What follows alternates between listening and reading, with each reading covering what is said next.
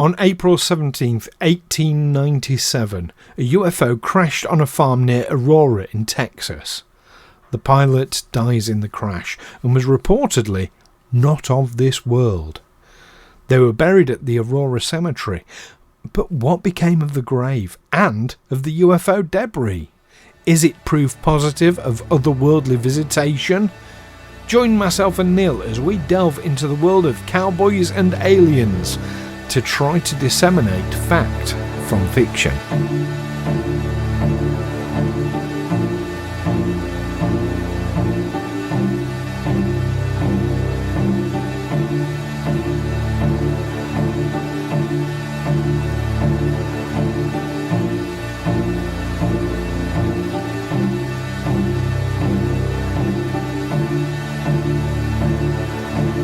Aliens Explored is a weekly podcast exploring famous and obscure cases of UFO sightings, alien abductions and other strange events from both a believing and a sceptical perspective whilst keeping an open mind. I'm Stu Jackson, a professional actor and amateur ufologist with a particular interest in the crop circle phenomenon. I'll be debating that otherworldly visitations are real. The truth is out there. And I'm Neil Kelly. I'm a professional actor as well and used to work for the military as an intelligence analyst. I'll be arguing from a more doubtful point of view. I mean, it's all a bit far-fetched, isn't it?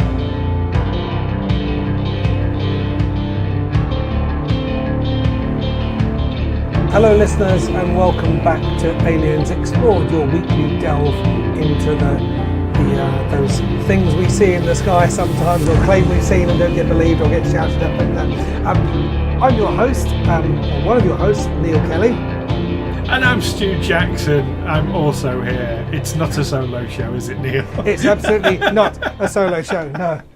I suspect you didn't quite know where you were going with that. I didn't really know. I hadn't really thought it through. Well, we've been doing enough of these now. We should, yeah. We should, yeah. I thought, should I try something new, shan't I? You know, and I remember one time I was in bed with my girlfriend, and she had her back to me, and I went to call her darling, and then sort of halfway through, as I opened my mouth, I changed it to babe, and I ended up calling her Dave. And she spun around like she had an electric shock. She turned over and said, "Who's Dave? Who's Dave?"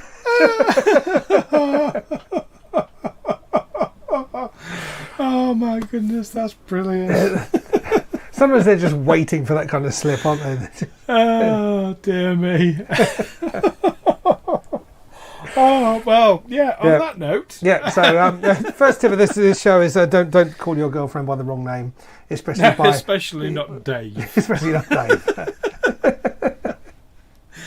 All right. Well, I hope our listeners are thoroughly entertained by that little story there. I know, and learn an important lesson as I did. An important lesson.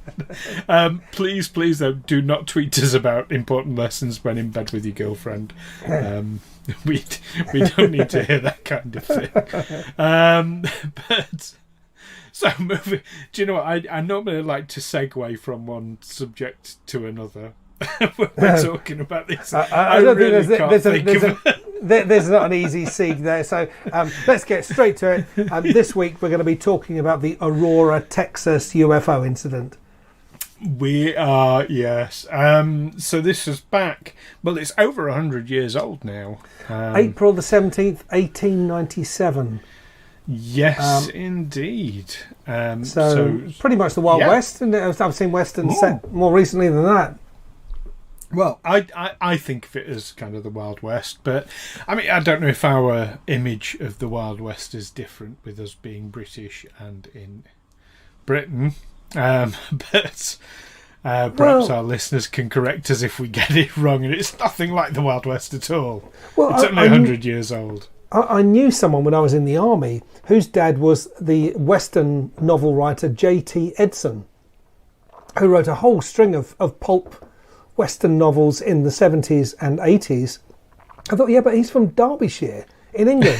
What does he know about the Wild West? Well, actually, he knows as much about the Wild West as anyone, because what the John Wayne Wild West is largely a fictional creation, and why would he know any less than someone living in, say, New York or Los Angeles? What do they know about life down on the plains of Texas? And also the people who were in the Wild West came over from mostly the UK anyway. So they were us a couple especially hundred years ago. when Ireland was still part of the UK, the British Empire. So 1897, Wild West. This is a UFO crash on a farm, similar to the more famous Roswell UFO incident, in which is claimed to have resulted in the fatality of the pilot, but instead of being taken away and dissected, he was given a decent burial. Yes, I need to say so. I made an error when I gave the description of this episode coming up. I think I said very, very wrongly that the pilot lived amongst the townsfolk. Yes, for you a did, period of time. because I was looking for that. I thought, I've got the wrong Aurora, Texas UFO incident. My bad. No, I've no idea where I got that from. No. Probably an episode of Doctor Who. I don't know. Cowboys and Aliens, Yeah, so I apologise to listeners if I've misled or anything like that. It wasn't intentional. It was just me misremembering what little I knew. In 1897, the only kind of flying vehicle that folks would have seen of terrestrial origin would have been a balloon or a dirigible, a steerable balloon. A Zeppelin. An airship. An airship, yeah. And this was described as an airship by many because, I mean, we would probably use the term aircraft. But airship was probably just a thing that people could relate to. It's flying up in the sky. It's artificially made. It's not a natural thing. It must be an airship. Well, I remember my dad telling me about when he was a kid and the Hindenburg Zeppelin flew over in the 1930s. And he said it sort of came over the house and it just kept coming and coming and coming, like at the start of the first Star Wars movie. This giant spacecraft is just coming and coming and coming. So an enormous thing, hundreds of feet long. But I've seen pictures of much smaller dirigibles where there's just like a single... I think one that actually has like a bicycle hanging underneath it, and the pilot sits on a saddle and steers it with handlebars. Really, but still, obviously, quite a big balloon in order to be able to lift the weight of a human being. Absolutely, and on top of that, I mean, let's not forget airships at that time. Whilst they exist, they were very rare. This was not a normal. Everyday occurrence seeing one. No, they were very rare things. Well, yeah, there weren't many of them around. When you see them, you see the size of them. It's an amazing undertaking to build something like that. Would they have been flying transatlantic by that stage? I honestly don't know. I can't imagine it, but maybe a few decades away. I don't know. Actually, I should look this up. When was the first airship? Let me look it up now. Well, whilst you're looking that up, to give our listeners a bit of background about the story. So, this was reported in a newspaper, the Dallas Morning News, a couple of days later that this UFO was said to have hit a windmill. I don't know if it was a farm. You said a farm. I don't know if it was a farm, but it was certainly on the property of one Judge J.S. Proctor. Yeah. Round about 6 a.m., which caused it to crash. The pilot was described as being not of this world. And in fact, an Army Signal Service officer from Fort Worth reported him as being a Martian, although obviously we wouldn't take that he's from Mars. Just, alien, because Martian was like a catch-all term, like Hoover is for vacuum cleaners. I suppose, yes. I don't know when Martian suddenly became the main go-to alien visitors. I mean, it's a neighbouring planet, isn't it? So, but I think science fiction played a massive part in that because Mars is our closest planet. It's easier to imagine and conceive of beings coming from there. I mean, the earliest sci-fi, of course, talked about beings coming from the moon. Yeah. Then it was Mars. Then it was, further out into the solar system. Then it was adjacent solar system. So kind of science fiction, as people get their heads around the enormity of space, science fiction's been pushing further and further and further away till we get to a long time ago in a galaxy far, far away. Yeah, and then even interdimensional. So I think science fiction plays this whole "it's a Martian" thing. H.G. Wells' novel *The War of the Worlds* came out in 1898. It was published in 1898. So a year afterwards. So maybe retrospectively, they after the year after the crash, they started talking about it must have been a Martian because. Someone had read The War of the Worlds. I don't know how widely that travelled. And in answer to an earliest question, the first flight of a steam-powered airship took place on September the 24th, 1852. Okay. 51 years before the Wright brothers' first flight.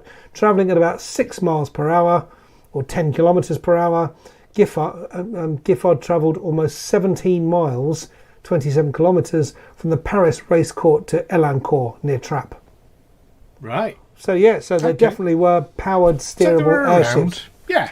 I think that's perfectly reasonable to say that they were around. That does mean, however, that this predates the Wright brothers. By some years, by 4 years. So I can imagine the people of Aurora, Texas might have, as you said, airships and balloons are probably fairly rare. I mean, people go hot air ballooning today, these days, when it's obviously much safer, but it's a rare sight, isn't it, to see a balloon in the sky? It's not often. You actually need very rarely calm conditions to fly a balloon. Really low, even though they rely on wind. I never knew how you steer a balloon, and the way you do it, apparently, is because the wind isn't blowing in the same direction at all altitudes, because it'll go into convection. So at a certain altitude, it might be blowing north to south, but then it'll convect, and further higher up, it'll be going south to north. So you can travel a certain distance going south, and then if you want to go back the way you came, you just go up a way until the wind starts taking you in the other direction. Yeah. But it's not really accurate. So the first airship was in 1852.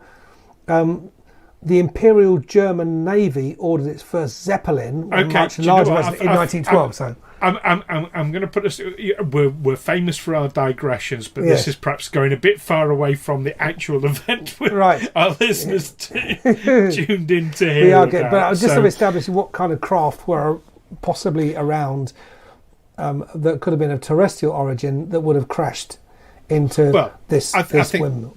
The rarity of airships makes it unlikely, certainly in my opinion. Add to that as well, an airship crash. Well, there would have been records of an airship flight their range wasn't that great, not at that time at least. But there would have been records of it. There would have been one missing.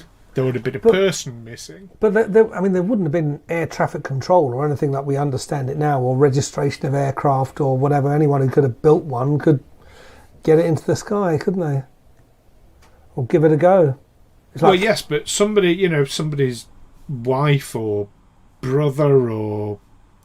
Do you know what I mean? Somebody would have known. But, we're talking about the Wild West. People went missing all the time, didn't they? They'd go out on the prairie and get bitten by a rattlesnake and wouldn't come back. Or shot by bandits. But with an airship makes it more of a unique event. Yeah. And indeed, whenever there's new technology, people revel in finding problems with it, with finding, oh, look how dangerous it is. So yeah, I think there would have been at least some sort of record or report in newspapers. We'd know if an airship had gone around that area, had gone missing around that time. Well, there is, in Wikipedia, there's a print of a newspaper, discovery of evidence surrounding 1897 UFO crash baffles scientists. I'm not sure when that article was published, though. That was much more recent, that newspaper clipping. It is quite a recent development. So what's happened? I mean, you were right in what you said, that they discovered a body in the crash. Some have said very heavily disfigured body, which again doesn't suggest airship to me, because you're talking about a low speed crash for a start, and it was described as going quite low speed, maybe 10-12 kilometres an hour when it crashed into which is airship speed. Which is airship speed, absolutely. But you're talking a relatively low height for an airship. You're talking a low speed impact. So in the crash, why would a person be... I mean, I can understand how they would be killed, but to be heavily disfigured to the point they look like they're from another planet? There's no mention of an explosion, is there? If the gas in the balloon had ignited somehow. No, no mention of an explosion at all.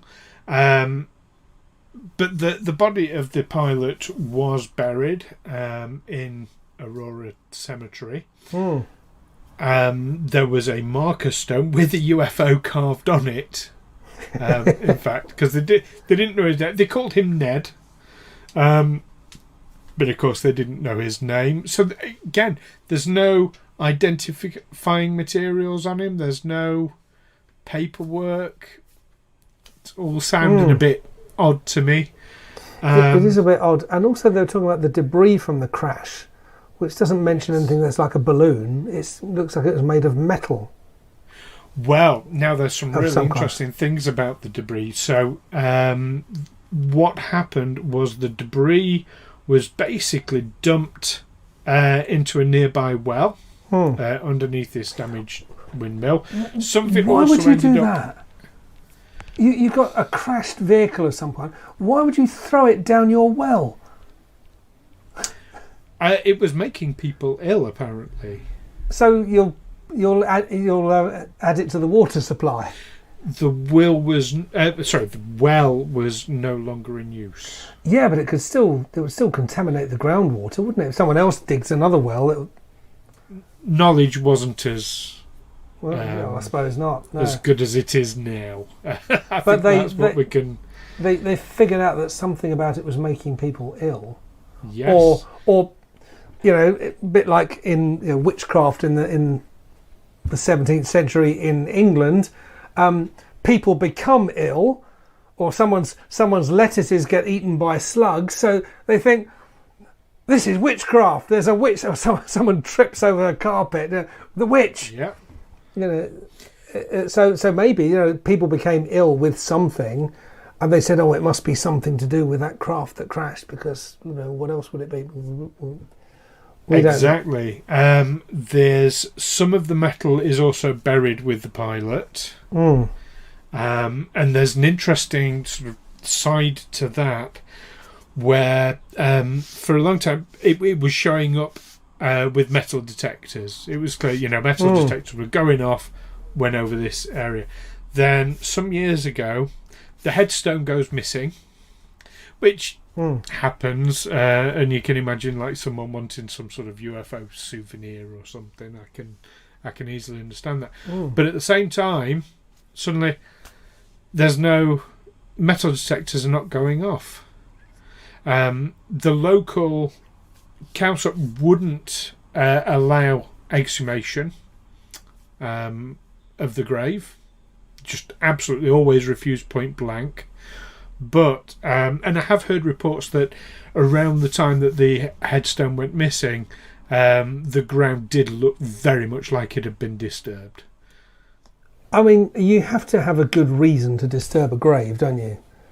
I mean, Yes. even a police officer who thinks that, who's got a new lead about someone who might have died and needs to get permission to open up a grave, it's not easy to come by. There's a lot of resistance to that. Yes, and I can understand why. But it sounds to me like with the disturbed earth, with the headstone going missing, with the metal detectors no longer registering anything, it sounds to me like something was removed there discreetly. And removed from the cemetery. Yeah, you instantly think government. But you also think, well, it's quite an old grave. But no, they have to be really old, don't they, before they say, well, okay, we can start putting fresh ones in the ground there. We're running out of space. I don't imagine they run out of space as quickly in Texas as they do in London. No, and indeed there's still a marker. So they've put a stone down to mark the location. So they're kind of keeping the grave going, as it were. Now the debris from this craft. Now this is quite an interesting side to it as well. They basically, over a long period of time, it ended up being capped off with concrete and all sorts of things like that until an owner. Sorry, in more recent years, an owner wanted to dig a well where it was. I'm saying recent, it's not that recent. We're talking maybe I think it was around 1935. Mr. Bradley Oates purchased Judge Proctor's property, cleaned out the debris from the well in order to use it as a water source. Later developed an extremely severe case of arthritis, which he claimed to be the result of contaminated water from the wreckage dumped in the well.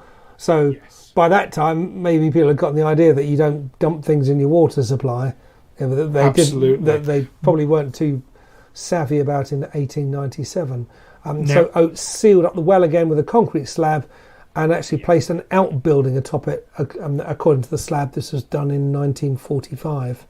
Exactly. But now, also saying about the debris, they put debris in the well, but there was also some of the debris went in with the alien in the grave. That's what I was saying. That was registering by a metal detector, and then it disappeared. Yeah. At the same time that the ground was disturbed and the headstone went missing. That is odd. I think the government took it personally.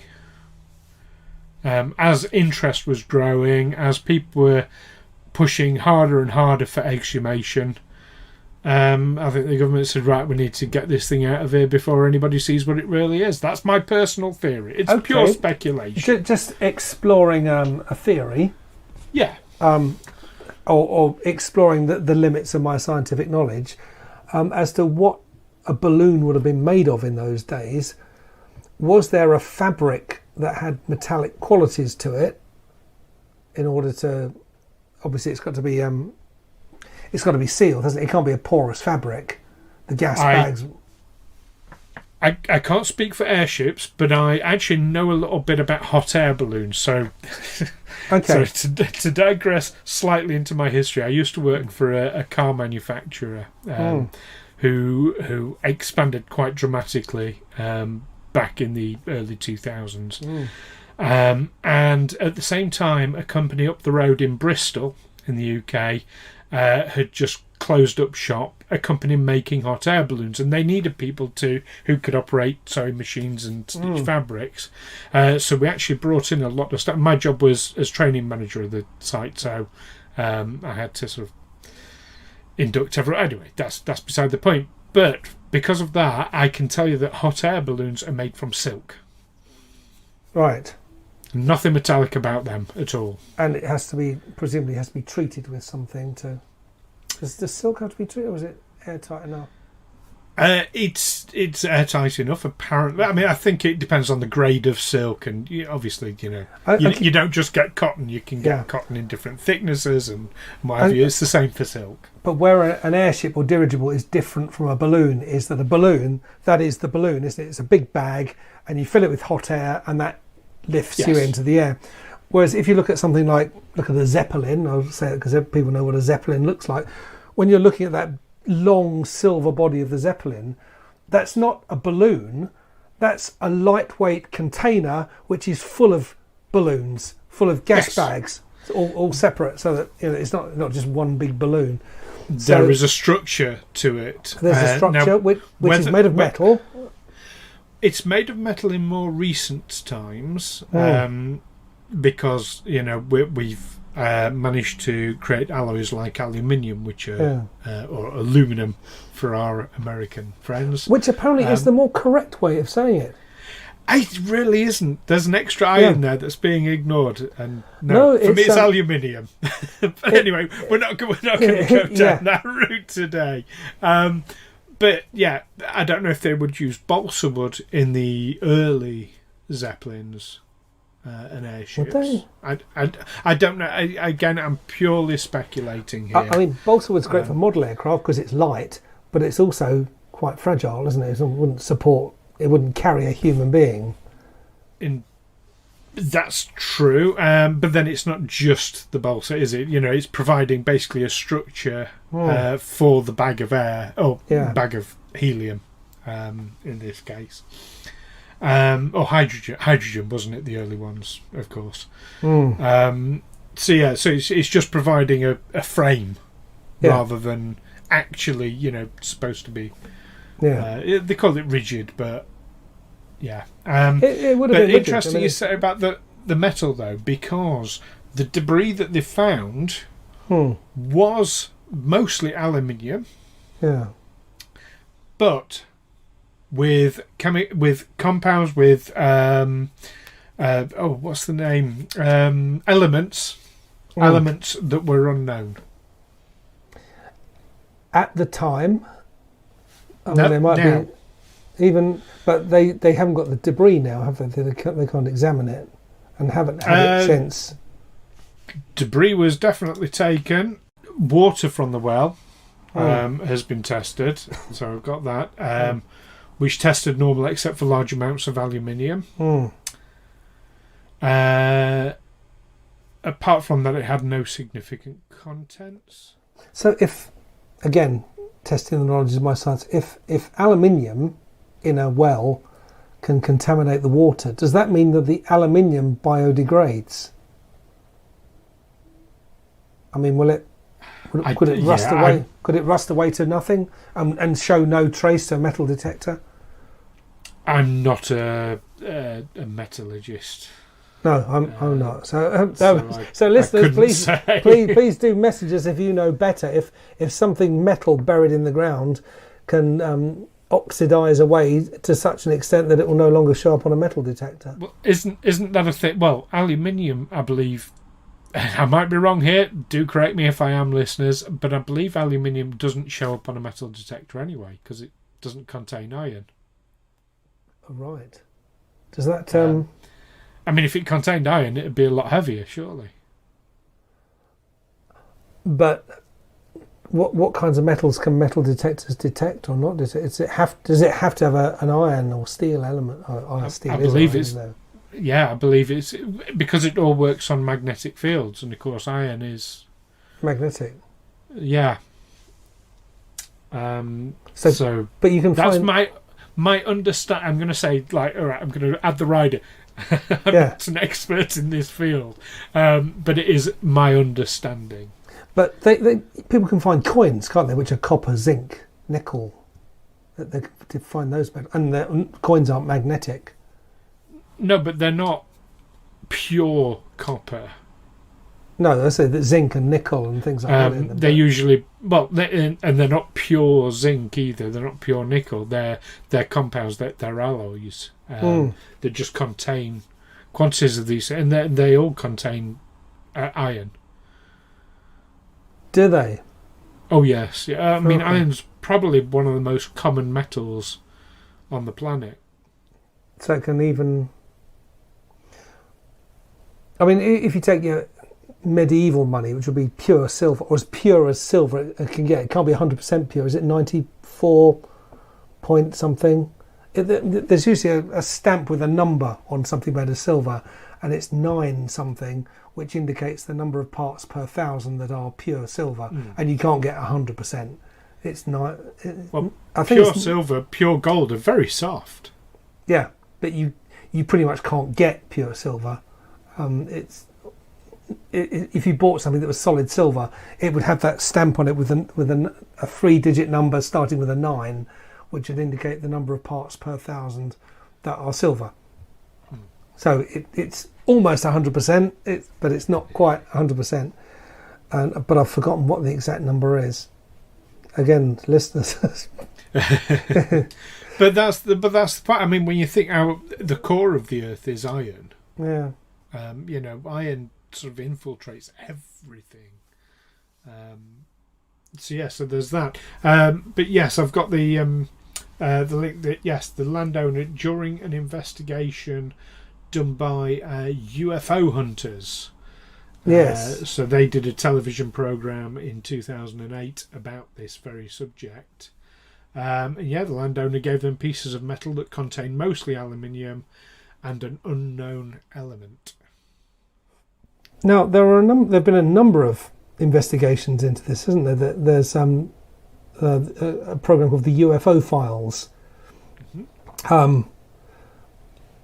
So this is quite convenient. December the 19th, 2005, UFO Files first aired an episode related to this incident titled Texas Roswell.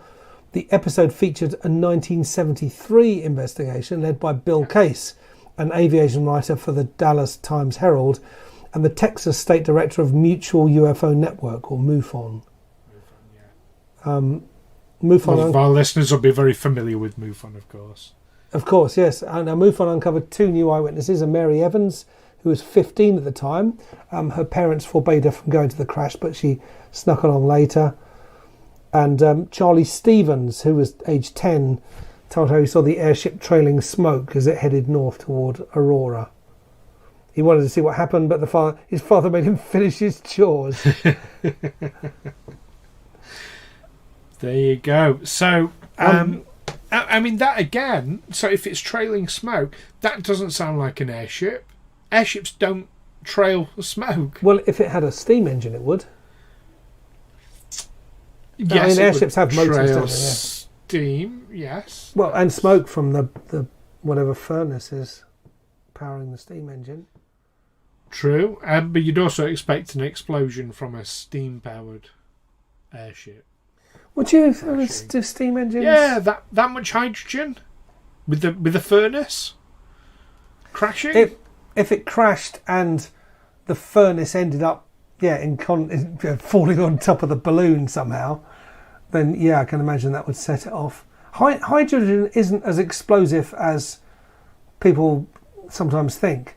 I mean, in order to make an airship explode, you really do need to rip it open with incendiary and explosive rounds in order to let enough oxygen in to combine with the hydrogen and then ignite it. I mean, in the First World War, they found Zeppelins very, very difficult to shoot down because they just wouldn't catch fire.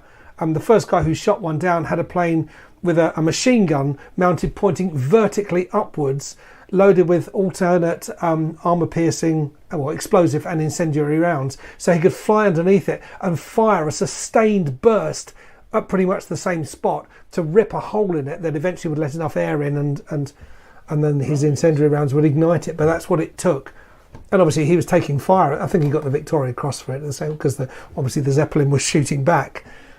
But he had to maintain this position underneath it to maintain his concentrated fire on the same spot to set it off. Oh, okay, but this is not a podcast about Zeppelins. But this is about the explosions and it is.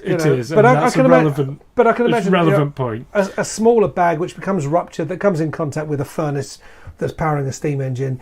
Yeah, that would create an explosion. An early airship. I can. Yeah. Well, okay. Let's. We've come to that point where we need to summarise what we think about this. So, do you know, in a change around, I'm going to go first on this. I'm going to say I'm absolutely convinced. I don't think this was an airship. I think there's just too many. Yeah, but this didn't happen and that didn't happen, and people would have known what an airship looked like, and they would have recognise a disfigured human from or a burnt human, as opposed to thinking it was an otherworldly creature. Yeah, there's just too many unanswered questions. I think this is absolutely a case of otherworldly visitation, and I want to know. I think I'm pretty sure it would have been the government that's removed the body of Ned, and the materials. It'd be interesting to if we could see some of the materials, some of the debris. I'd very much like that, but no. To me, this is absolutely convinced that this is an otherworldly visitation that went wrong. What about you? I really don't know. There's so little evidence. There's tales of evidence. There are things that could be causal, could be coincidental. There was a hoax. Which was based on a 1980 Time interview with one Etta Peggs, an 86-year-old resident, who said that Judge Proctor didn't even have a windmill for it to crash into. So, I really don't know. I'm gonna keep an eye. It could be. It's quite possible that there was. I mean, Etta Peggs stated that the article was written as a joke to bring interest to the town of Aurora, which was kind of dying on its arse because the railroad had bypassed it, and they were just sort of stuck out in the middle of nowhere. How can we put ourselves on the map for something? That's as plausible to me. Okay, I mean the hoax thing has been discredited as well, so there's a lot of back and forth on that. I suppose that gives everyone the opportunity to kind of believe what they want one way or the other there, but there we go. But what do you believe, listeners? What do you think about this story? Is Neil right? Is there more to it? Do we need to investigate more, or like me, do you feel that the evidence of this unknown element in the debris and the missing alien body from the cemetery, is that enough of a smoking gun to convince you that this was genuine? Do text us, tweet us, email us, all that good stuff. Let us know. You can find us on Twitter and Facebook by searching Aliens Explored, or by visiting aliensexplored.com. Don't forget to join us next time. Now, I'm going to ask you a question, Neil. Have you read Rendezvous with Rama by Arthur C. Clarke? I have not, no. Okay, so Rendezvous with Rama, listeners, if you haven't read it, it's worth get a copy out of your local library. Do support libraries, we're very keen on that.